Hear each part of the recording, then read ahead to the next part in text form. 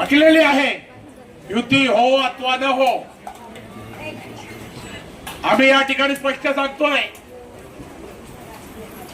याल तर तुमच्यासह, न याल तर हवडे करू.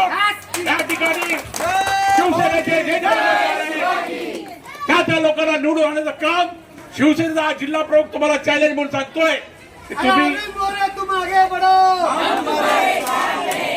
आमचे पक्षप्रमुख म्हणजे आमचे मुख्य नेते आणि उपमुख्यमंत्री एकनाथ शिंदे सांगतील की युती करावी लागेल. पक्षाचा आदेश आम्ही नक्कीच पाळू.